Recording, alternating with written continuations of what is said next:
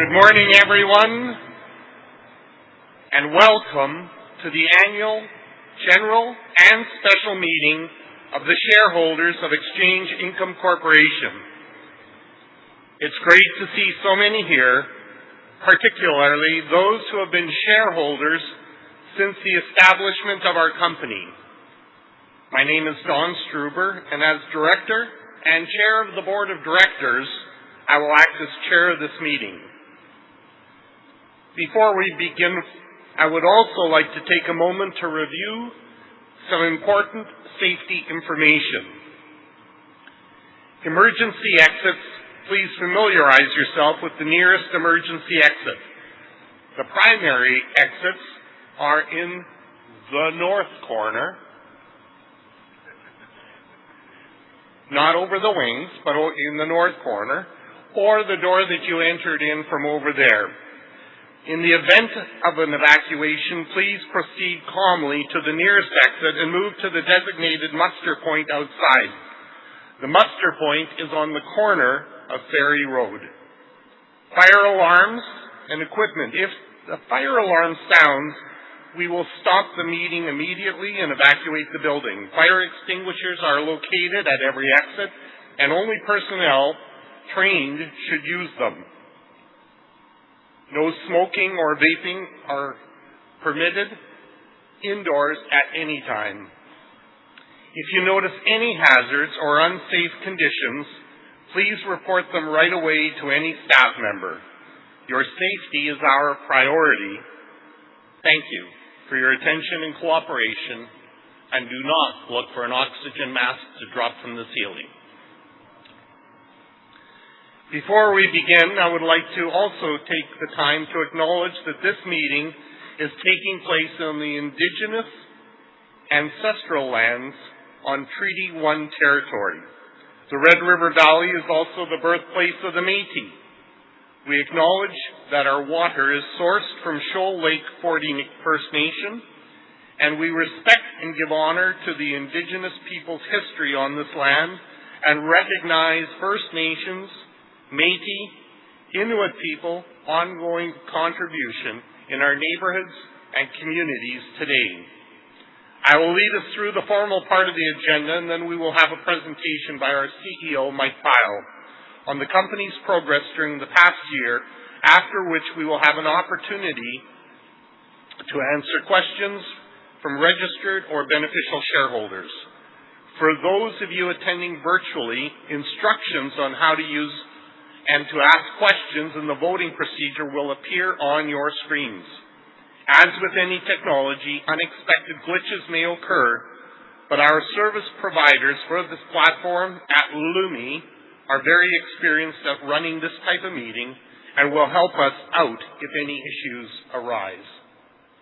I would like to offer a very special welcome to the mentees from, I believe it's 16 of our businesses that are coming here to join us today.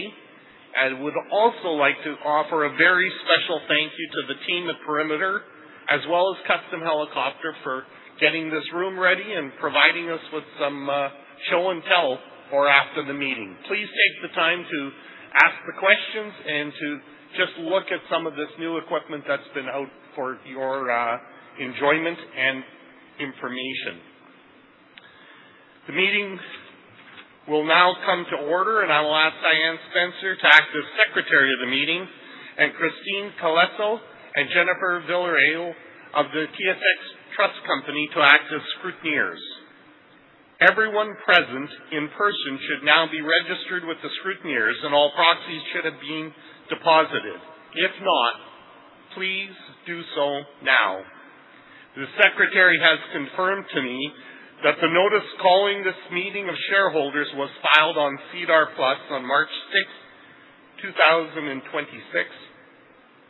and the record date for the determination of shareholders entitled to receive notice of and to attend and vote at the meeting was March 31, 2026. The scrutineers have provided the Chair with a report, and the Chair adopts the scrutineers' report, confirming that there are present by proxy a sufficient number of persons holding a sufficient number of shares entitled to sufficiently vote at the meeting to constitute a quorum. Voting delegates and any other person attending a meeting of the shareholders may address the meeting when there is a call to discuss a motion before the meeting. Should you wish to address the chair on any motion, please raise your hand and the chair will call upon you. Or, for those attending virtually, please type in your question or comment in the message section and the moderator will read the question aloud. Notice having been mailed as required and a quorum being present, I declare that this meeting is duly constituted for the transaction of business and the polls are now open for all resolution matters, with voting required for 4 of them. We will conduct the votes on the matters before us by poll. On a poll, every shareholder entitled to vote on the matter has 1 vote in respect of each share entitled to be voted on the matter and held by the shareholder. The poll will be open for all resolutions at the same time. This will allow you to choose to vote on each resolution immediately or wait until conclusion of discussion on each resolution prior to casting your vote. If you have already voted in advance of the meeting and do not wish to change your vote, you do not need to vote again during the meeting. Finally, we would like to remind you that our answers to your questions and our presentation may contain forward-looking information. By its nature, the information contains forecast assumptions and expectations about future outcomes which are subject to the risks and uncertainties discussed more fully in our public disclosure filings. We will now go through each of the items on the agenda in turn. The first item, financial statements, is to receive and consider Exchange Income Corporation's consolidated financial statements for the period ended December 31, 2025, together with the auditor's report on these statements. The financial statements and auditor's report on them were included with the materials sent out giving notice of this meeting and available on SEDAR+ and the corporation's website. Nikki Murray of PricewaterhouseCoopers, audit partner for the EIC audit, is in attendance here today. Unless there are any questions of management or the auditors, we will take the financial statements and auditor's report as received and considered. The second item of business is to appoint the auditors of Exchange Income Corporation for the ensuing year and to authorize the directors to fix the remuneration of the auditors. Would a voting delegate please make the motion? Mr. Chair, I move to resolve that PricewaterhouseCoopers LLP be appointed auditors of Exchange Income Corporation to hold office until the next annual general meeting or until their successors are duly appointed, and the directors be authorized to fix the auditor's remuneration. Mr. Chair, I second the motion. You've heard the motion by Richard Warwick, seconded by Travis Muir. Is there any discussion of this motion?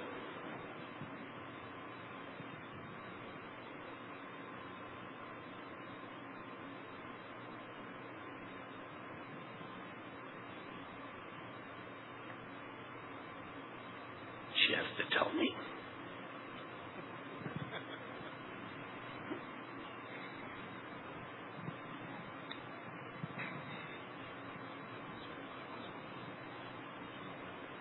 No. Oh, Mr. Chair, there is no discussion at this time. Thank you, Madam Operator. As there is no discussion, I will now call for a vote on the motion before the meeting.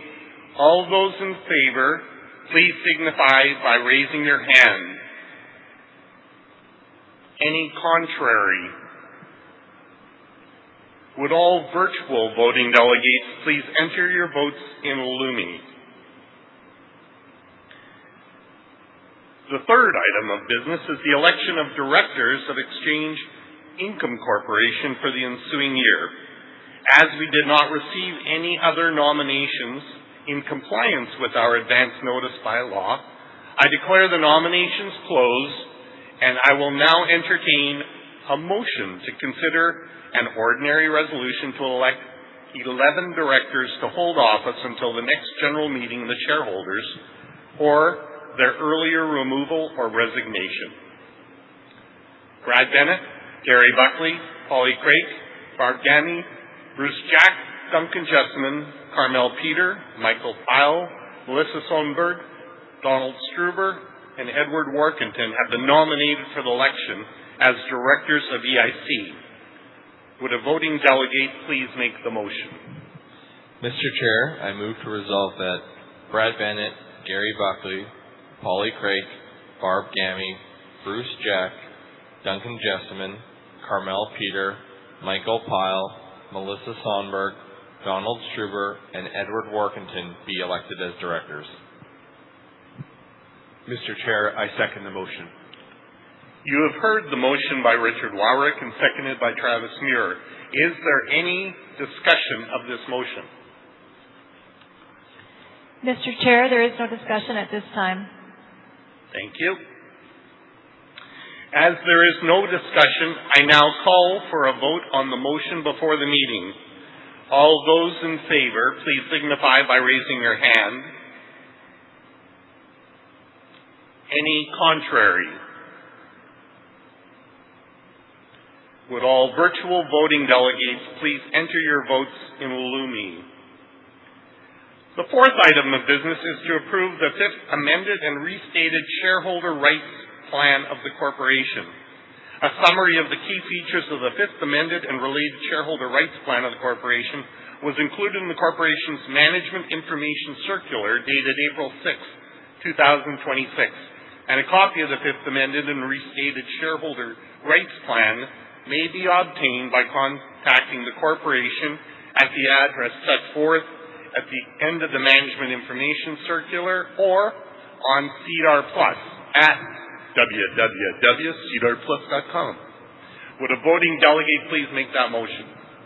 Mr. Chair, be it resolved that as an ordinary resolution of the shareholders of Exchange Income Corporation, the shareholder rights plan of the corporation be continued and the fifth amended and restated shareholder rights plan agreement to be made as of May 12, 2026 between the corporation and TSX Trust Company as rights agent, which amends and restates the fourth amended and restated shareholder rights plan agreement dated May 10, 2023, be and is hereby authorized and approved, and any one director or officer of the corporation be and is hereby authorized for and on behalf of the corporation to execute, deliver, and file such documents and do all such things and as such persons considers necessary or advisable to give effect to the foregoing resolution.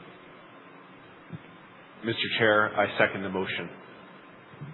You have heard the motion by Richard Wawrick and seconded by Travis Muir. Is there any discussion of this motion? Mr. Chair, there is no discussion at this time. As there is no discussion, I now call for a vote on the motion before the meeting. All those in favor, please signify by raising your hand. Any contrary? Would all virtual voting delegates please enter your votes in Lumi?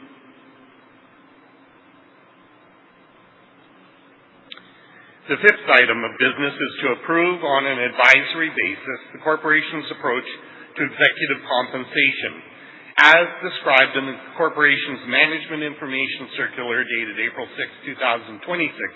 The corporation's compensation policies and procedures are based on the principle of pay for performance.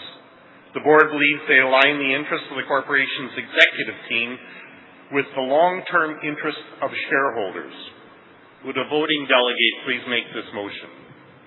Mr. Chair, be it resolved that on an advisory basis and not to diminish the role and responsibilities of the directors of Exchange Income Corporation, the shareholders of the corporation accept the approach to executive compensation disclosed in the Management Information Circular delivered in advance of the annual general meeting of shareholders of the corporation.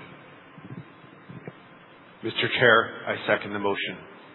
You have heard the motion by Richard Wawrick and seconded by Travis Muir. Is there any discussion of this motion? Mr. Chair, there is no discussion at this time. As there is no discussion, I now call for a vote on the motion before the meeting. All those in favor, please signify by raising your hand. Any contrary? Would all virtual voting delegates please enter your votes in Lumi? We will now take a short pause to answer any questions that have been submitted and to permit any registered shareholder or proxy holder who has not already done so to record their votes on Lumi on the motions before the meeting.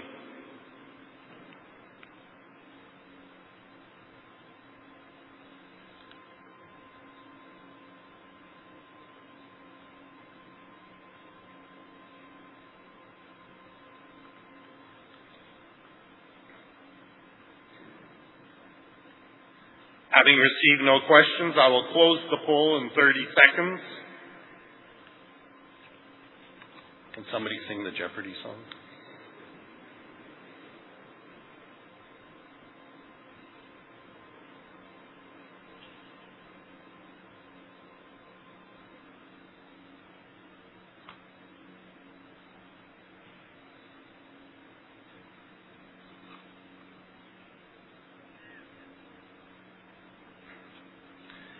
I have now received the preliminary scrutineer's report. With respect to the election of directors, I am advised by the scrutineer that each of the proposed nominees has been duly elected.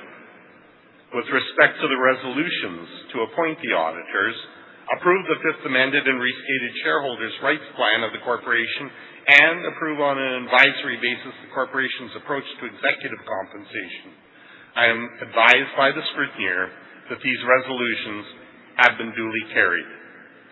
The detailed results of this meeting will be announced in a press release and will be included in a voting report to be filed on SEDAR+ as soon as practical after this meeting. Is there any further business to be conducted at this meeting? If not, I will entertain a motion to terminate this meeting. Mr. Chair, I move to terminate the meeting. Mr. Chair, I second the motion. You have heard the motion by Richard Warwick and seconded by Travis Muir. Is there any discussion of this motion? Mr. Chair, there is no discussion at this time.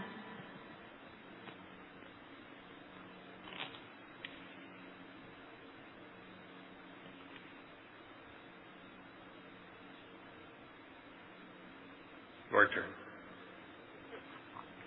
Please welcome Mike Pyle, CEO of Exchange Income Corporation.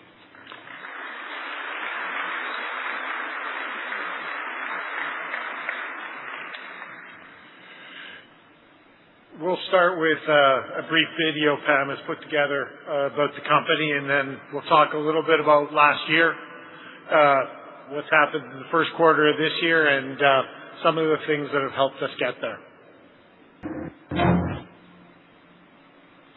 Gives you a snapshot into what our subsidiaries do.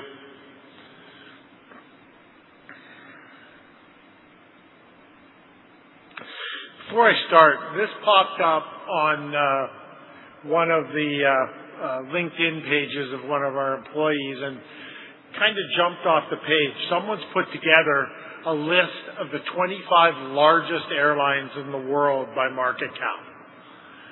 When we started in 2004 with our purchase of Perimeter, flying metros into Shamattawa and St. Teresa Point, I really didn't think that there'd be a day where we would be the only Canadian company on the list and in the top 25 airlines in the world. Now, the shareholders in this room know we're a lot more than an airline, but to be grouped with the biggest in the world shows you what's been accomplished here over the last 20 plus years as we've added great companies and then the teams there have grown those businesses. It's something that we're really proud of, that we're on that big a stage while sticking to exactly what we promised our shareholders back when we started in 2002. So what have we accomplished? 18 dividend increases over the life of the company. And I think that's significant because we've been given lots of advice from our investment bankers and that help us to say what we should do in the flavor of the day. There's times when dividends are sexy. There's times when growth is sexy. There's times when deep value is where you want to be. We've been the same thing for 20 years. That's a company that delivers a reliable, growing dividend to our shareholders, but not just a dividend. We give you growth beside us. So you can see that chart. It doesn't go straight up because there's some periods when things aren't very good. Like you could see during COVID, we didn't increase the dividend because it wasn't prudent to do it. And then 22, 23, when we came out, we were rocking and we increased it more than once a year. And so the board's very cognizant of raising dividends when we have the money to be able to do it. But having our shareholders be able to know that's a core value to us as a company, and they can rely on that check every month and the fact that next year that check will probably be a little bigger. Interesting numbers, we've now paid over $1 billion in dividends to our shareholders. If we were only going to have one chart to show you, I think this is the one I would use. This shows our returns since we started 15, 10, 5, 3 in 1 year periods. And you can see that it's typically right around 20%. But more importantly, compare that to the TSX or the Aristocrat Fund. And the Aristocrat Fund is one of the highest profile dividend funds in Canada, which has remarkably successful companies. I'm proud we're a part of it. But we're at least 2 times in most periods, and a lot of times closer to 3 times the return of that index. And by doing that over the long period we have, it shows you that it's not one great decision that's been made or one big contract somebody's won or one really good decision. It's a business model where we buy great companies and empower management teams and then stay out of their way. You can see some of the CEOs in the room here. I hope you get a chance to say hi and talk to them about their individual businesses. But the magic of EIC isn't what we do to the companies when we buy them. It's what we don't do to the companies when we buy them. We don't think that all of a sudden because we own a matting company that we know more than the stars in the matting companies we own. We clearly don't. Our job is to provide capital, provide support, and then let our superstars control the game. And this chart, I think, tells you that business strategy works. This is another way of looking at the same sort of thing. If you had thrown $1 into our stock in 2004, it would be worth slightly less than $6,000 at the end of last year. Comparatively, if you'd thrown it into the TSX, you'd have $6.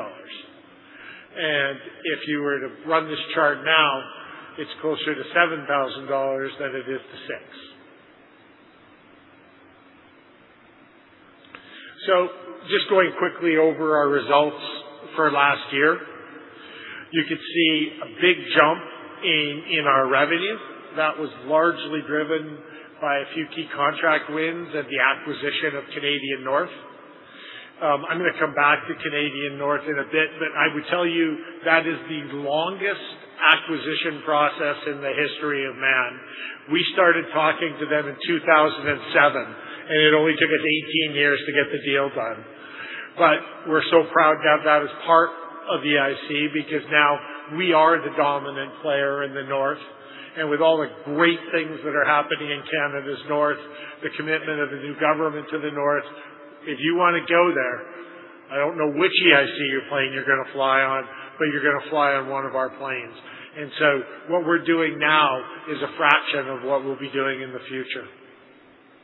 You can see our EBITDA has grown pretty much on the same track. If you look in 2020, the trough during COVID, we were about just under 300. and we're now 3 times that size. That's a pretty dramatic growth in 6 years. This shows the same thing on a per-share basis. It's not as dramatic because we've always invested in our balance sheet and making sure we've got equity so that our leverage stays reasonable and that it's reliable and we don't have to worry about our banks changing their mind. The all-time highs last year in EPS and in free cash flow per share. And when we pop forward to the next quarter, you're going to see a much more dramatic increase in that. So here's Q1. Last year we had revenues of $668 million. This year, $200 million more than that. Adjusted EBITDA moved from 130 to 166. And what I would point out, just as an aside, is if you look at 2020, we made $67 million in EBITDA in that first quarter. Our increase this year was half of that. And so the rate of growth isn't slowing down, it's in fact accelerating. Here you see, remember I talked just a few minutes ago about how on a per share basis the increases were smaller, and it's because of the investments we made in our balance sheet where we converted all the convertible debentures into equity, bumped up our equity box by $400 million, and that increases the number of shares. But the profitability of our growth is such that we've made twice as much in the first quarter in terms of earnings as we did last year. And we're up about almost 50% on the free cash flow basis. But where the rubber hits the road with these numbers is what's our payout ratio look like? We always talk about how we want to reduce our payout ratio while at the same time as increasing our dividend. Shareholders in here will know we bumped it by about 5% in November at the same time as we took all that equity on, so we increased the number of shares outstanding, increased the dividend per share, and I'm ecstatic to tell you that our adjusted EPS payout ratio is the lowest it's been in the history of the IC. We're down to 67% payout ratios. And on a free cash flow basis, not quite the all-time record. We're going to need another quarter or two, but we're down to 57%. That's just a couple quarters after we increased the dividend and after we added the equity. So that puts us in a spot where come November, management might suggest to the board we do it again. And if we keep performing like this, I'm pretty confident we'll continue to have the support of the board to do those things. And it's really about the earnings and the growth come first, and then we share the rewards with our shareholders.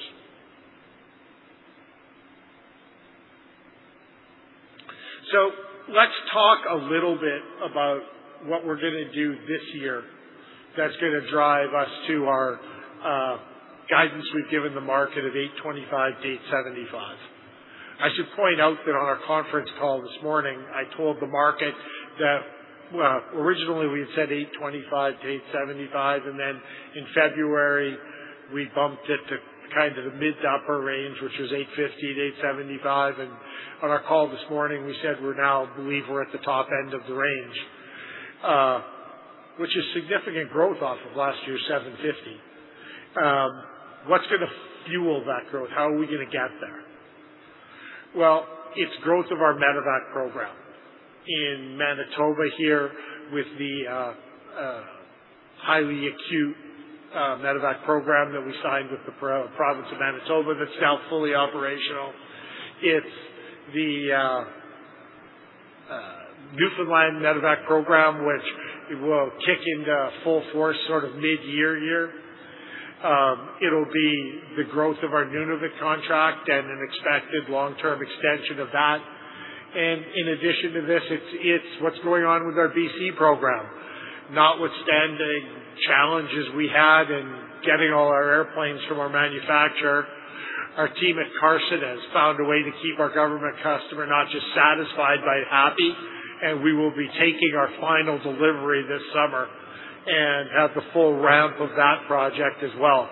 And so medevac, which is one of the most reliable sources of revenue we have. It's not affected by inflation. It's not affected by unemployment. It's not affected by fuel prices. It's just a strong, reliable source of revenue where we do a great job. Northern routes are going to be a big part of this. We've added Canadian North, and so in the first and second quarter of this year, we don't have a comparative for Canadian North, so that gives us a big jump in our numbers. But beyond that, with the investment in Canada's North, we've seen passenger numbers growing significantly in our Nunavut business, not just in Canadian North, but in Calm Air as well. And so we're just on the description I used in our conference call. We're not even in the first inning of that growth, where they just threw out the honorary first pitch of that game, and that growth is going to grow, and you're going to see that over the next decade as the Canadian government invests in new runways for the F-35s to land on, new military bases. Private enterprise invests in new mining and critical mining opportunities. And so we're just at the beginning of this. You're going to see that northern routes on this thing for the next 3 or 4 years as we talk, maybe longer than that, but as we have this meeting every year. Maritime surveillance continues to grow. The demand for this around the world is remarkable. The uncertainty that's been created by the change in policy in the American government, where they're less reliant on NATO, less reliant on partners, more standalone, has made other countries step up and say, we're going to look after ourselves. And we've been the benefactor of that, particularly with new operations in Europe. A couple of years ago, we won in the Netherlands, we won in Great Britain. We announced that we've been selected to work with Greenland, and we're in discussions in other countries. I want to deal a little bit with, we announced that we weren't the winner in Australia. I don't know why we didn't win, and frankly, we don't even know who won or if anyone won. They just told us it wasn't us. And the idea that this should be dramatic or a big problem, I really think is incorrect. We've talked about the growth of maritime surveillance, and we're not going to win every contract that's out there. But the proof is we won one already, another one, and we're going to win more. And this is a long-term, highly profitable part of our business. And we're excited about it. We're not going to get everyone, and if we do get everyone, we're probably not getting the right price. There are competitors who are good at this, but we're really good at it. And with the expansion of our stuff in Europe, the potential to do it in northern Canada, I think you'll see us in other European countries in years to come. Aircraft sales and leasing. Our Regional One business is booming. It's grown dramatically because of investments in aircraft we made in prior years. Our leasing revenue is way up. Hank and his team have been in front of the curve in terms of buying things before everyone realized we need them. The shortage of engines and the shortage of certain types of aircraft is going to continue to drive this in the future.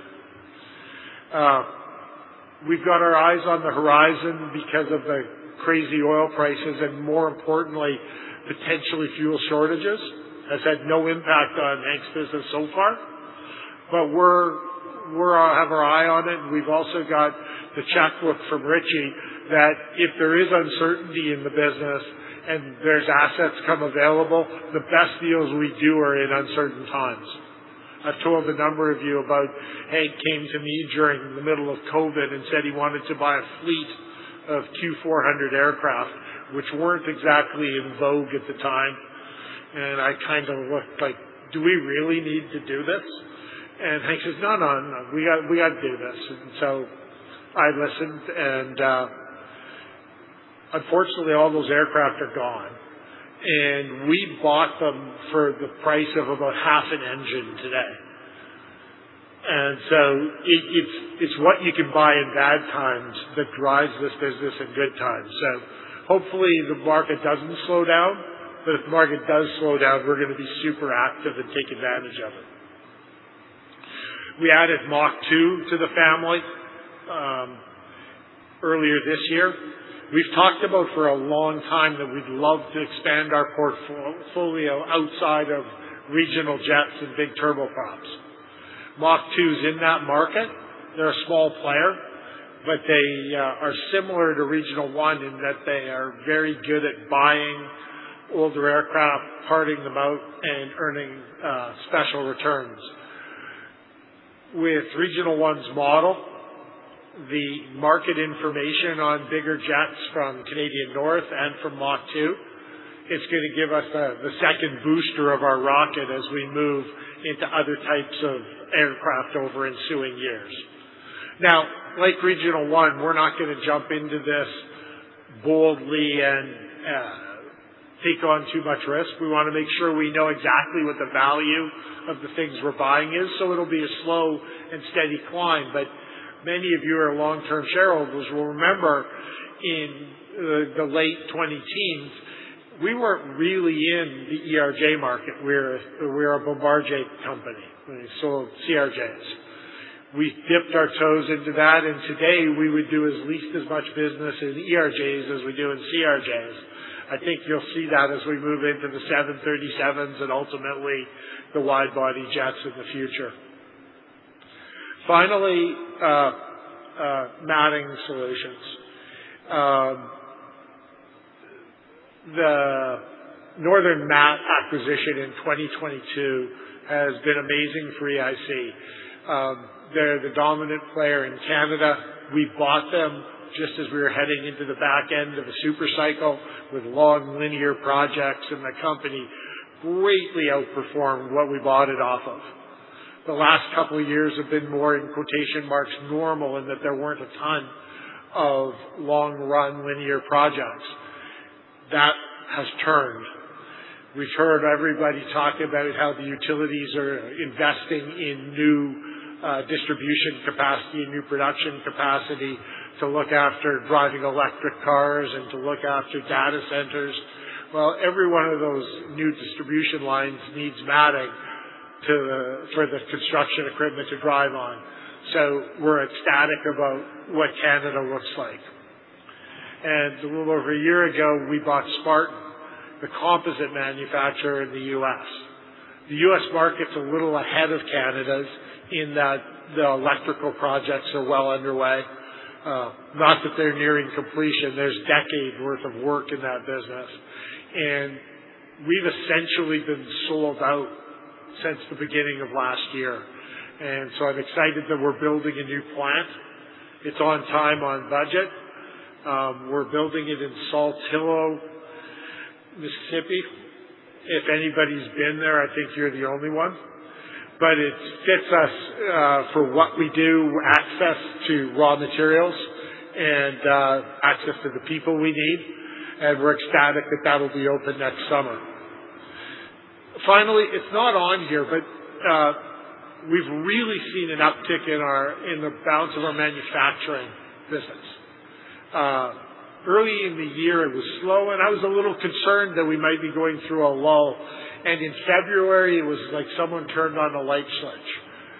Whether it's our stainless steel tank business in Springfield, Missouri, where we took the biggest order in our history to build the cooling system for a data center at over $20 million US for a single project, or whether it's our precision metal manufacturing businesses, Ben Machine in Ontario, where we're doing incredible high-tech cool work for space projects for the F-35 Spike Fighter, or our manufacturing businesses in southern BC, where we're building racking and things for data centers, or our West Tower business doing a whole bunch of laying of the cable for these data centers, or our pressure system business in Alberta. The Backlog is at record highs and growing. And so the future truly is bright. And I say that with one of our segments has gone through a tough time, our windows business. Darwin and my team out in Toronto have done a great job of realigning our costs, streamlining our production, and we know we're going to build apartments. We know it's the cheapest place for people to live, so it's a matter of time until that returns. And when it does, it's going to add $50 or $60 million more to what we're doing here with no investment, because we already own the equipment, we own the buildings, and we've kept the people. So it's kind of our ace in the hole. One of our founding directors, Dunk, and I have a running joke where Dunk says, wouldn't it be great if we could get them all going at the same time? And then I tell them, well, the business model is designed that they don't all go at exactly the same time, because then they could all not go at the same time. So it shows you we're hitting record results with one cylinder not firing. And that cylinder will come back and it'll add to the growth in the future. So I'm going to talk 2 or 3 really quick case studies, and then I'll answer any questions if you have them. Canadian North is the dominant player in the east part of the Arctic and the west part of the Arctic. Comair was the dominant player in the central part of the Arctic. And Canadian North went through a challenging merger with First Air, sorry, I have brain tumor, just before COVID. And COVID made that merger even more difficult because of the pressure on companies to keep their employees and do things like that.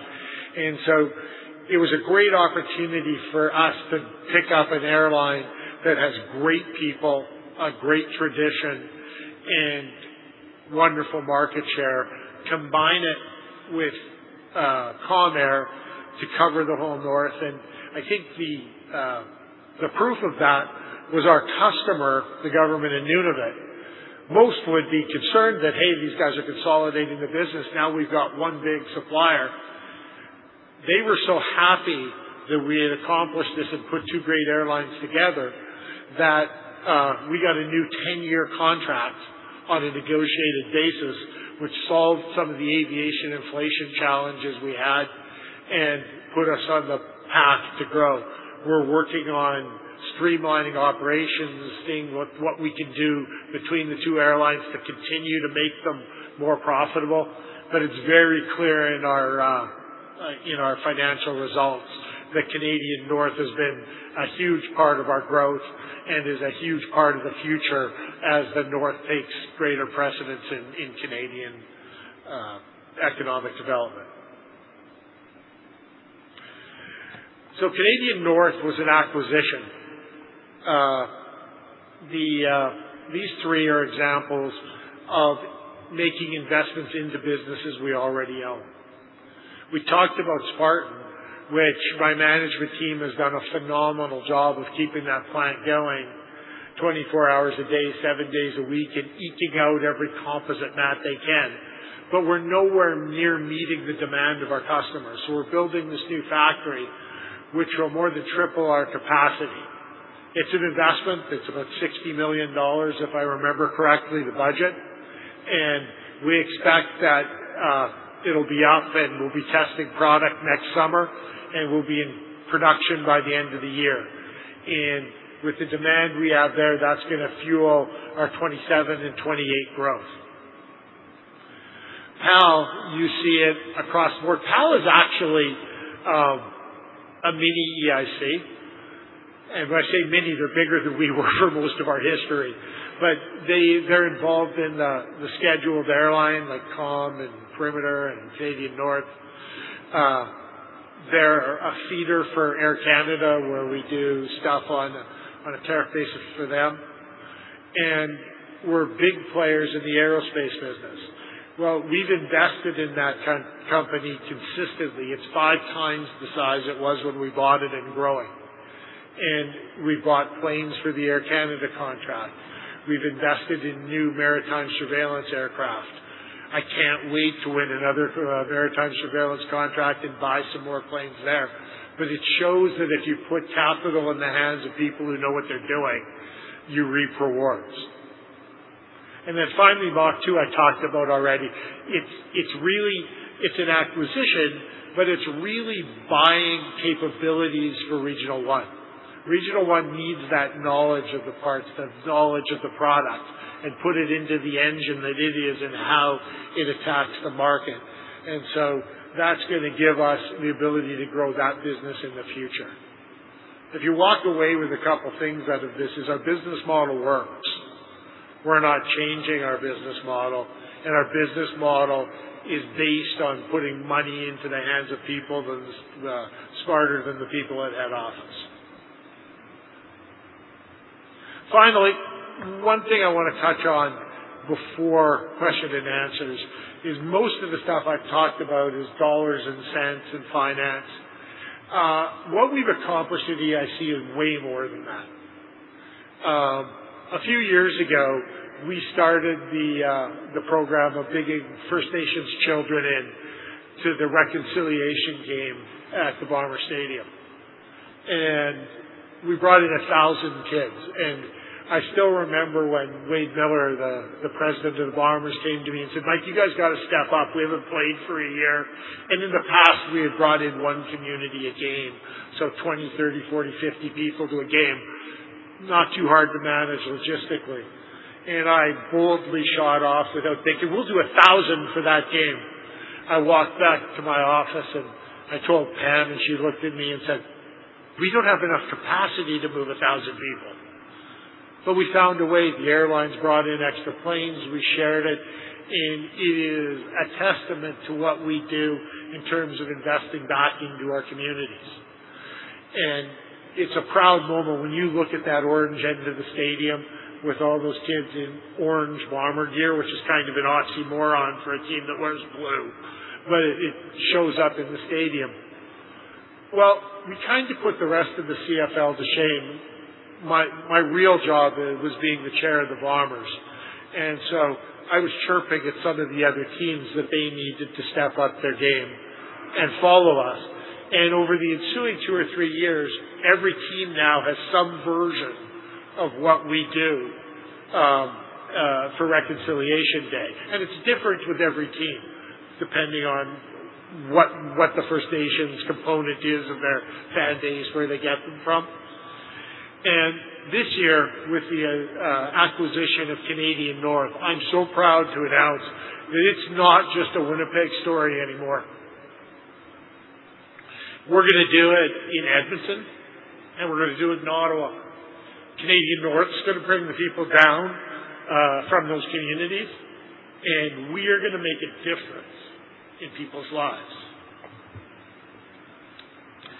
And then that is, we've taken one step further into economic reconciliation with the Tik Mason program, where we're now graduating 30 or 40 pilots a year, which are going into our base.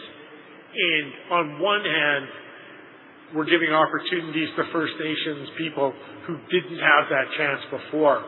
But on the other hand, it's incredibly selfish because we're getting pilots that get to service their own community. They don't run away to go to a job at Air Canada. They're proud to fly to St. Teresa Point or Goose Bay or Rankin Inlet. And it's a big investment. I'm really thankful that the board backed us on investing. We're spending north of $5 million a year on that program. But we're graduating pilots and we're making a difference. And the reason I wanted to close with this is that being socially responsible and being profitable don't compete with one another. They go together. And I'm really proud of what we've done at EIC. So if there's any questions, glad to answer them. If not, we can have a sandwich and chit-chat.